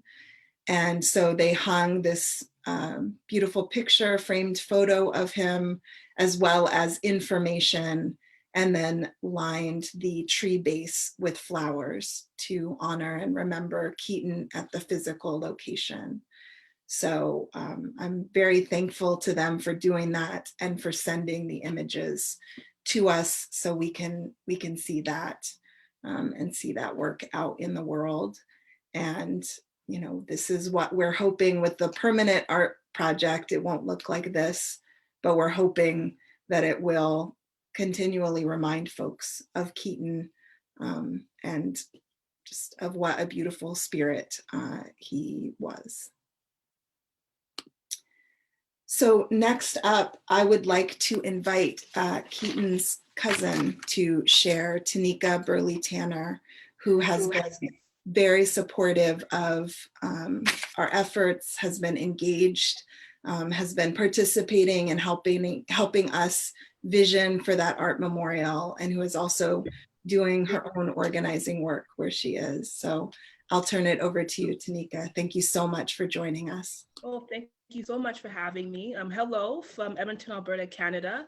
I just want to start off by saying on behalf of our family, thank you guys so very much for all of the work you are doing in highlighting who Keaton was, his spirit, his energy. I could go on for days about who Keaton was. He loved Canada. He would come up here and spend summers up here with us, and he always talked about goals and vision. Like, he had drive. He wanted to be successful. He wanted to be an entrepreneur. He even was talking about going into modeling. He would sit up with myself and my brother Joseph, and he would talk about all kinds of things, about where he wanted to travel. He would watch the Food Channel all day. And while watching the Food Channel, he would talk about all these weird recipes, but at the same time, still talk about his goals and being an entrepreneur. Like, Keaton was very driven. He had a very entrepreneurial spirit. He would sit and talk with me for hours about, you know, Nika, you need to be successful. You're going to be successful. This time it's going to be really successful one day. He loved to talk about his grandma, Mary Burley, who was a social worker here in Edmonton. She is called the Black Angel of Boyle Street. And she was there at Boyle Street for over 20 years, I believe. And he always talked about how proud he was of her and how he wanted to, you know, really help just explore who she was and really help her name grow and help this family grow. So for me, I really feel that This is such a wonderful, beautiful thing that you guys are doing. And I'm so thankful. I can't thank you guys enough because it's really showing who Keaton really was and really bringing his spirit to light. So I really, really thank you and keeping him alive. So we really, really thank you. And God bless you. Thank you so much for joining us, Tanika. We're Welcome. just honored to have you, and thank you for bringing, who Keaton was in and that family history and lineage that was important to him as well. So Yes, anytime. Thank you. thank you for making time. Appreciate you. So next, I want to bring Black Butterfly, an incredible spoken word artist and performer who has been tearing up stages and also changing communities for an exceptional time. And someone I've been honored to call a sister friend for, well, we don't need to say how many years, but so thankful to her for returning and bringing her talents to the memorial again. She has, again, everyone here is so talented, and the minute I sent an email, even though they're so busy, said, absolutely, this is where the work is and this is where I will be. So thank you so much for being one of those people and sharing your talents with us. And I turn it over to Black Butterfly. Thank you, Walida. The first thing I want to say is I miss Fred's hugs. He gave the best hugs ever. And it's like, that was the thing about him, that even though he was going through all of his grief and his trouble, he always took that time to just hold you close. And seeing these videos, just it warmed my heart and it made me very sad. I mean, I've been knowing him for a long time. Him and my brothers were really good friends growing up. So I've known him for a long time. And so, it's to be able to continue to fight for justice for Keaton is paramount on my list of things. And I don't get to do it as often as I would have liked to, but I'll be here every time that you ask me, Walida. I'm going to do a couple of pieces and then allow you to close out the show if that's what's going to happen. Young she with fire in her eyes grew to recognize the plight in which she must fight. Post-traumatic slave syndrome on every corner, every channel, every night. See, she knew she was the bomb and she could destroy and explode, but we, as she, can dismantle, rebuild, and uphold nations and generations, centuries old. Yoruba cultures, Orisha stories unfold. See, magic be waiting for us to spread seeds like wishes, fertile, full, potent, and vicious. And now it's time to come to pull Portlandia's skirt and reveal. Hell set it aflame, lies that have been spread like her and why she came. Who does she represent and who does she shame? Our third eye open full of fiery flame. Our voices scream to the universe. Say their names, say their names, say their names. Say their names, say their names, say their names. We will not be silenced. Our voices will be heard. Each of us have vowed to use our words to dismantle this system, fight back and bust against them on behalf of those who have gone before us. See, them being remembered is our form of justice. It's just us. It's just us. It's just us. We are justice. It's justice. It's justice.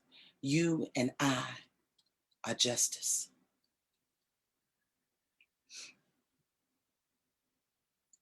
While the world is in a panic, children of the Most High are standing, preparing for the great revealing. Only God knows how we're feeling. Ready for the harvest of the righteous, rejoicing, praying day and night, and looking forward to the judgment of the wicked. Fall, Babylon, fall, Babylon, fall. Fall, Babylon, fall, Babylon, fall, fall. Signs are being revealed. The winds of change has stilled. Scales are falling off the eyes, the unlearned becoming wise. We know who's our provider. We call Jehovah Jireh, he who has supplied manna from the sky. Fall, Babylon, fall, Babylon, fall. Fall, Babylon, fall, Babylon, fall. Fall, Babylon, fall, Babylon, fall. And the walls came tumbling down. And the walls came tumbling down. Rest in love, Fred and Keaton. We will continue to be your voice. Ashe. Thank you so much, Black Butterfly. That was stunning, as always. Thank you for bringing your talents. And thank you for reminding us of Fred Bryant hugs. They were wonderful, wonderful things. So thank you so much. Next, I'm going to introduce Cheyenne from Asians for Black Lives, who will be reading the affirmations and the notes that y'all have been sharing. We're going to be sharing some of those out loud. So I'll turn it over to Cheyenne. Thank you. Hello, everyone. Thank you for being here. Keaton and Fred, I never knew you, but I'm moved by how the community continues to honor your lives. You should both be alive and you will always be remembered. Rest in power, Keaton and Fred. We honor your memory by visioning and building a better world. I'm sad that this work is needed and also so grateful for Fred Bryant, whose commitment to justice and love for the community inspires me every month. Rest in power, Keaton Otis and Fred Bryant. Keaton, we are sending you much love today. We continue to fight for justice and accountability for Black Oregonians killed by police. We remember you. Keaton and Fred, may your memories propel us on in the endless struggle for justice. Rest in power. Sending warm hugs to the family and friends of Keaton Otis. Keaton, we will never forget you and will continue to fight for justice for you, your father, and all our community members traumatized by police violence. Keaton and Fred, we look to you and your dignity continually in this fight amongst heartbreaks. My heart recollects in this space to orbit a future where you are still here. We remember you. We will protect who you are still here. Sending love to Keaton and Fred. We remember you. It says a ton about the goodness of Fred Bryant that during the video, still clearly grieving, he is full of gratitude for all those who were supporting and continue supporting his quest for justice for his son. Keaton, we will never forget. Fred Bryant, we will never forget. Rest in power, Fred Bryant. Thank you for sharing your story with us. I'm so moved by Fred's words, by his fierce love, by his desire for justice, and by his vision of why our unity is necessary, beautiful, and powerful. I am grateful to everyone who has held this vigil space for years. Rest in power, Keaton Otis and Fred Bryant. We will remember you, and we will continue working so that your legacy will be a better world, a safer world for Black people and all people. Much loving sympathy to Keaton and Fred's family and friends. I am holding you in my thoughts, especially on this anniversary. Sending love and remembrance always. Such a senseless and tragic loss among so very many. Thank you to the organizers for your steadfastness and commitment to justice in Keaton's memory. The legacy of Fred Bryant's love for his son Keaton Otis seeking justice is far-reaching. We remember you and will not be forgotten. Keaton, we remember you. Rest in power, Keaton and Fred. Thank you for keeping us focused on the slow and steady path to justice. We will remember you, Ari and Vo. Keaton and Fred, we feel the power of your guidance and love in the world every single day. You both deserve so much more. You have profoundly impacted so many, and the enduring monthly vigils are a huge testament to that. I know you are still out here fighting with us too. Sending you and the family all my love forever. Rest in power. Much love to the Otis family. Rest in power. Rest in power, Keaton and Fred. Love and power to Keaton, Fred, and all those taken by the state, those who survive and fight back every day, honoring your lives and recommitting to collective struggle today and every day. Rest in power, Keaton, Christopher, Deontay, and so many stolen loved ones. An injustice to one is an injustice to all. Rest in power, Keaton, and too many others. Listening to my father speak broke me down. The pain in his voice and tears in his eyes make it feel it was just yesterday that we lost them both. I will never be the same, but I will forever be grateful for the wonderful people who have and continue to fight for my brother and father. The fight is not over, and my heart goes out to you all. Listening to my father's, oh, there's a double one. Thank you, Fred, for continuing to show us the depths of love. We will never forget Keaton or Fred. Thank you for being here, Elisa. Your presence is a continual gift. Sending my heart to you and your family. We refuse to forget them. Thank you, Fred, for showing us the ferocity of a father's love. We continue to let your love live for Keaton and for all others, stolen loved ones. I miss those hugs so much.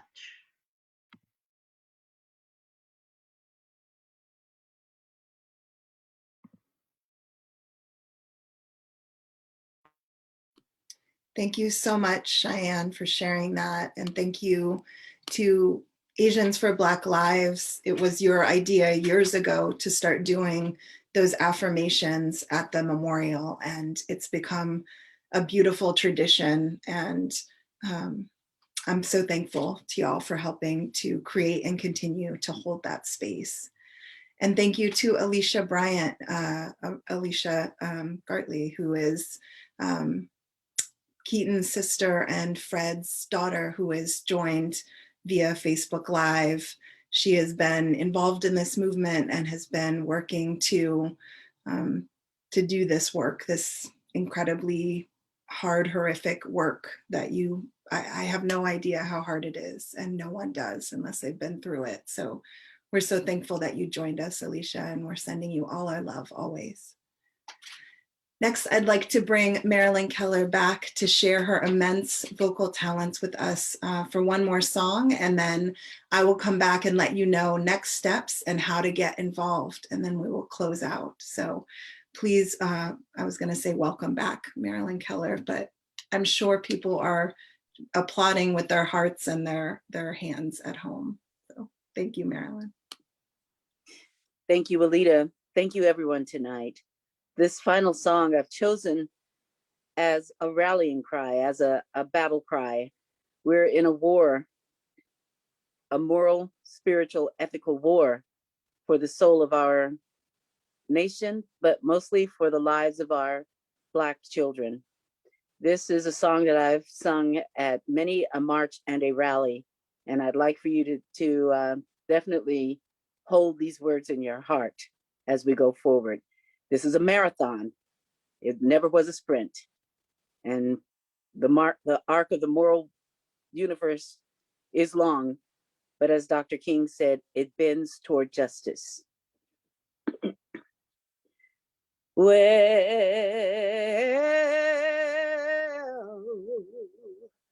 the one thing we did right was the day we started to fight. Keep your eyes on the prize, hold on. But the one thing we did wrong, stayed out in the wilderness a little too long. Keep your eyes on the prize, hold on. Hold on, hold on.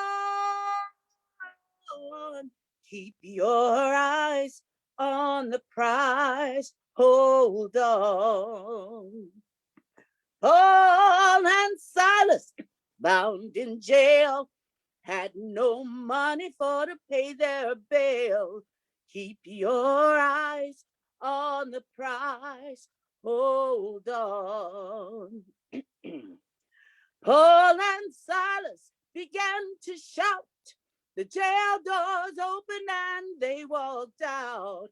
Keep your eyes on the prize. Hold on. Hold on. Hold on. Keep your eyes on the prize. Hold on. We face jail and violence too, but we know the Lord will see us through. Keep your eyes on the prize. Hold on. The only chains a man can stand is the chain of hand in hand. Keep your eyes on the prize. Hold on. Hold on. My people, hold on. Keep your eyes on the prize. You got to hold on.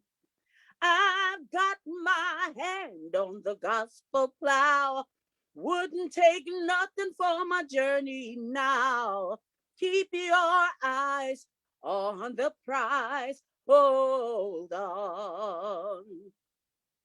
Never been to heaven, but I've been told the streets up there are paved with gold. Keep your eyes on the prize. Oh, hold on. Hold on. My brother, hold on. Keep your eyes on the prize. Hold on. Hold on. My sisters, hold on. Hold on. Keep your eyes on the prize. You've got to hold on. Oh, keep your eyes on the prize. Hold on. Keep your eyes on the prize. Hold on.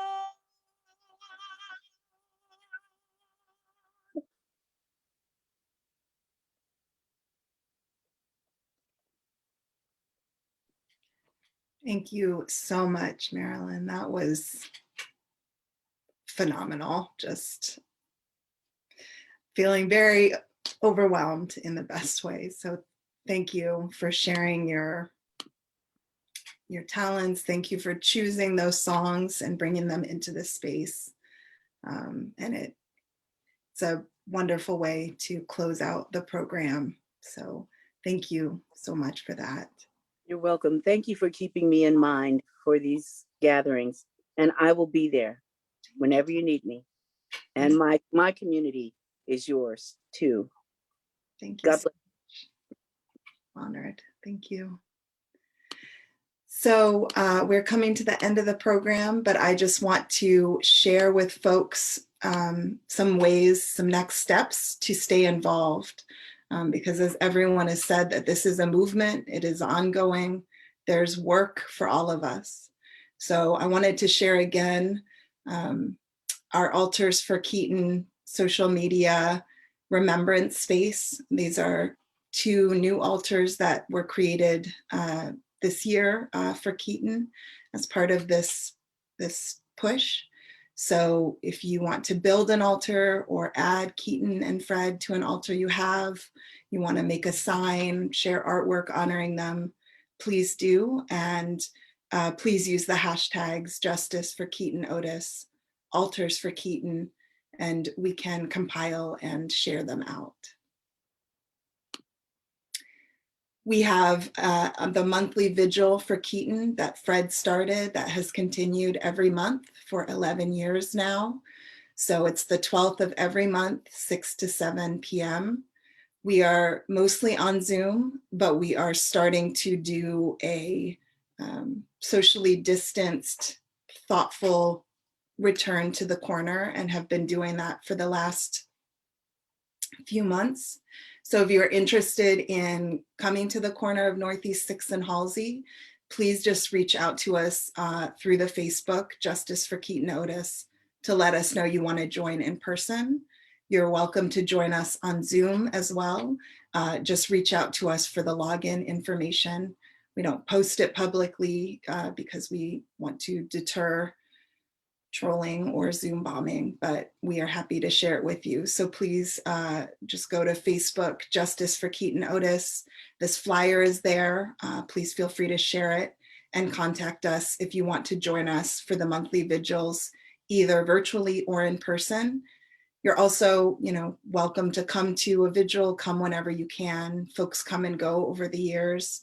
I've had to step away and other community members step in and fill up. So you come when you can, and we're welcomed and honored to hold that space.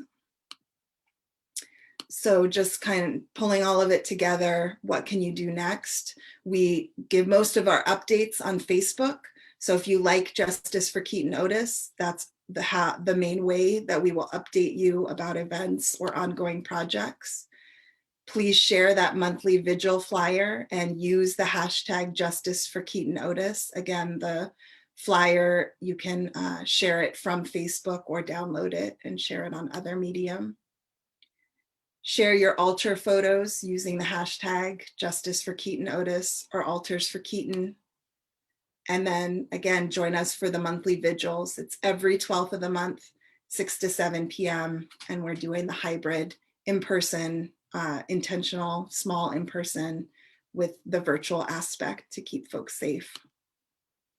For the login contact, you can either, again, go to Justice for Keaton Otis on Facebook, or you can contact Maria Cahill, who has shared their email here, and they're welcome. They're open to speaking to folks about it. So those are the ways to get involved. I just want to, from the bottom of my heart, thank every person who has presented and shared your expertise, your wisdom, your heart, your talents with us tonight. You are the folks who are doing this work on an ongoing basis. You inspire me continually. I'm so thankful to be doing this work and to be able to know that y'all are there doing the work and will always be here, I think. And I hope, as Commissioner Hardesty said before, that Fred would be very happy and thankful for this space continuing and all of us continuing to hold it, to honor Keaton and to mourn his loss and to demand justice for Keaton and for all of our lost loved ones. And I'm incredibly honored to be part of this work in this community. And I'm very thankful to everyone for what you've shared tonight. I'm very thankful to the organizations that have been holding and helping to hold this work for years, especially Pacific Northwest Family Circle and their leadership, Asians for Black Lives, showing up for racial justice. I'm very thankful to the Allegiance for Black Legacy for erecting the living memorial to Keaton at Northeast 6th and Halsey today to honor him, to make sure that everyone walking by knows what happened on that spot 11 years ago and what has been stolen from us. And I'm very thankful, immensely thankful to Fingers Crossed, to Amber, to Blue for providing interpretation for this event and making sure it's accessible.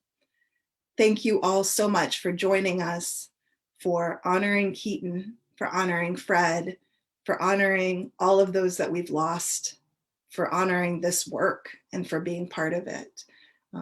I look forward to seeing y'all at vigils and at events in the future. So thank you all so much and have a good evening.